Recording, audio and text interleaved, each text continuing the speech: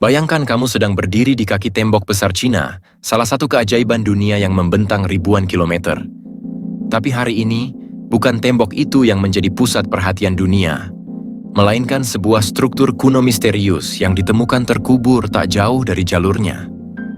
Bukan sekadar reruntuhan biasa, tapi sesuatu yang mengejutkan para arkeolog dan mengguncang dunia sejarah. Para peneliti menemukan ruang bawah tanah dengan dinding batu halus dan ukiran yang tidak lazim. Setelah diteliti lebih lanjut, di dalamnya terdapat prasasti dengan tulisan kuno, bukan dalam bahasa Mandarin, tapi dalam aksara mirip Arab kuno atau Semitik. Siapa yang membangun tempat ini, dan kenapa ada tulisan asing yang tak dikenal oleh budaya lokal? Yang paling menggemparkan, beberapa peneliti menduga bahwa prasasti ini menyebut nama Zulkifl, tokoh yang dikenal dalam Islam, Kristen, dan Yahudi sebagai seorang nabi. Nama ini memicu pertanyaan besar. Apakah ini makam Nabi Zulkifli? Dan jika iya, apa yang dilakukan makam seorang nabi Timur Tengah di China? Hari ini, kita akan menyelami misteri ini. Kita akan telusuri bukti-bukti arkeologis, bahasa kuno, dan kisah para nabi untuk mengungkap apakah benar temuan ini adalah makam seorang nabi yang terlupakan atau hanya kesalahpahaman sejarah. Pada awal April 2025, tim restorasi yang tengah memperbaiki jalur tua di bagian utara Provinsi Hebei secara tidak sengaja menemukan struktur bawah tanah. Mereka tidak menyangka akan menemukan pintu masuk batu yang tersembunyi di balik lapisan tanah dan bebatuan. Saat dibuka, lorong kecil mengarah ke sebuah ruangan bawah tanah yang masih utuh, seolah waktu berhenti di dalamnya. Strukturnya sederhana tapi tidak biasa. Dinding batu disusun rapi, dengan bentuk lengkung seperti gua kuno. Tapi yang paling mencengangkan adalah prasasti yang tertulis di atas salah satu dindingnya. Tulisannya bukan aksara Tionghoa kuno, melainkan sesuatu yang asing. Para ahli kemudian mengidentifikasinya sebagai bahasa Semitik kuno. Prasasti tersebut mengandung kata-kata seperti Zulkifl, hamba sabar, dan perjalanan ke timur. Para peneliti mulai mengaitkan nama ini dengan Nabi Zulkifli, seorang nabi yang disebutkan dalam Al-Quran sebagai sosok yang sabar dan setia menjalankan perintah Tuhan. Temuan ini segera menyebar ke seluruh dunia. Para pakar bahasa kuno, sejarawan Timur Tengah, dan bahkan teolog pun ikut menyelidiki. Apakah ini hanya kebetulan linguistik? Atau benar-benar petunjuk tentang keberadaan Nabi di wilayah yang sama sekali tak terduga? Satu hal yang pasti, ini bukan artefak biasa. Struktur ini menunjukkan bahwa pernah ada peradaban atau komunitas asing yang tinggal di kawasan itu. Tapi siapa mereka dan kenapa mereka membawa nama Zulkifl ke tanah Cina?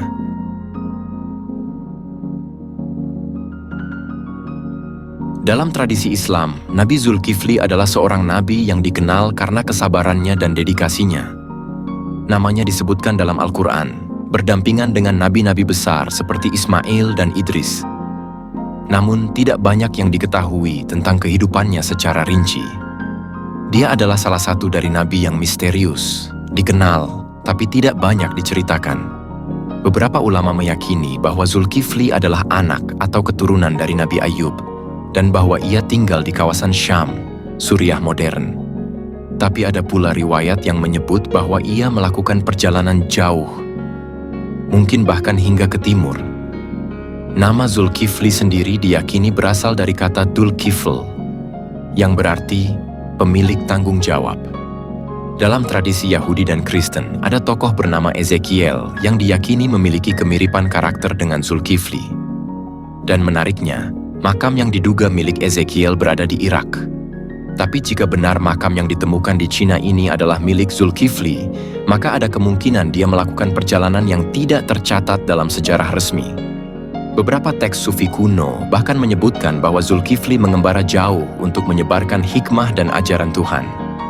Sebuah legenda menyebut bahwa ia berkelana ke timur untuk mencari kaum yang belum mengenal wahyu. Jadi mungkinkah Nabi Zulkifli benar-benar menapakkan kakinya di Cina kuno dan wafat di sana?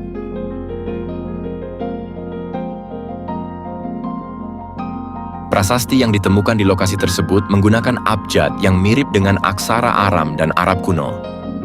Bahasa Semitik merupakan rumpun bahasa kuno yang mencakup Arab, Aram, Ibrani, dan Akkadia. Semuanya berasal dari Timur Tengah. Para ahli epigrafi yang meneliti tulisan ini menyatakan bahwa strukturnya sangat khas. Frasa Abdu Zulkifl, yang bisa diterjemahkan sebagai hamba Zulkifli, menjadi sorotan utama. Ada juga kata-kata seperti sabra, kesabaran, dan rahma, kasih, yang semakin memperkuat keterkaitan dengan ajaran kenabian. Tulisan ini juga menyebut kata masyrik, yang dalam konteks bahasa Semitik berarti timur. Ini menimbulkan interpretasi bahwa seseorang dari wilayah barat telah datang ke arah timur untuk suatu tujuan besar. Apakah ini bukti perjalanan kenabian? Beberapa pakar skeptis mengatakan bahwa tulisan itu mungkin peninggalan pedagang atau pengelana dari Timur Tengah yang tersesat atau membangun komunitas kecil di sana. Tapi pertanyaannya tetap, kenapa menggunakan nama Zulkifl? Bukankah itu bukan nama umum dalam tradisi non-agama?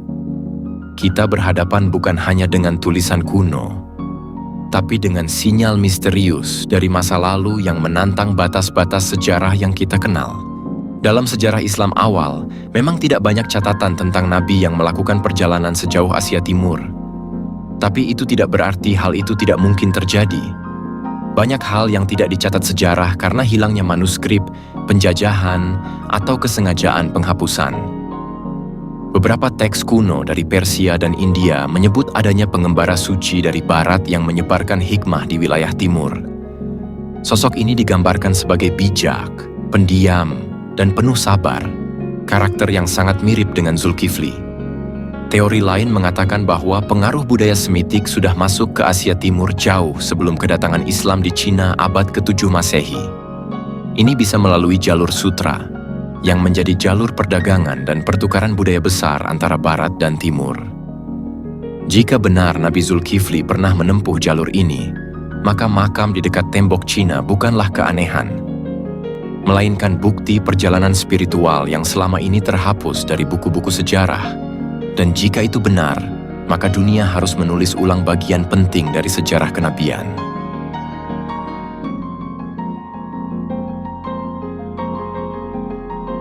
Meski bukti prasasti cukup menggugah, tetap saja belum ada konfirmasi ilmiah atau religius resmi bahwa struktur itu adalah makam Nabi Zulkifli. Beberapa pihak menyebutnya sebagai overinterpretasi. Yang lain justru melihatnya sebagai petunjuk awal dari sesuatu yang lebih besar. Kontroversi pun mencuat. Sebagian ulama menganggap mustahil seorang nabi bisa wafat di tanah Cina. Sementara sebagian sejarawan menyerukan penelitian lebih lanjut karena temuan ini sangat luar biasa.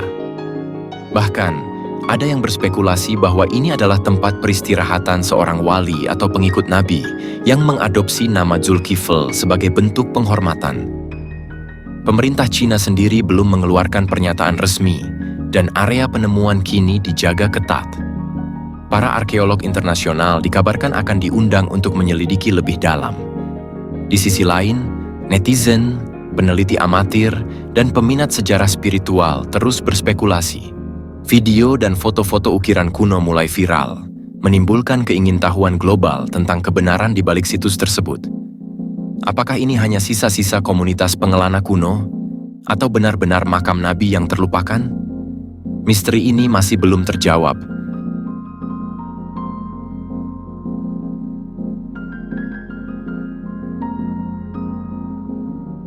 Dalam dunia investigasi sejarah, kadang yang kita temukan bukanlah jawaban, tapi pertanyaan yang lebih besar. Penemuan ini membuka tabir baru tentang kemungkinan besar bahwa masa lalu jauh lebih kompleks dari yang pernah kita bayangkan. Jika benar Nabi Zulkifli dimakamkan di Cina, maka ini akan menjadi penemuan religius dan arkeologis terbesar abad ini. Tapi jika tidak, kita tetap harus bertanya, siapa orang misterius yang makamnya ditandai dengan nama dan bahasa kuno dari dunia lain?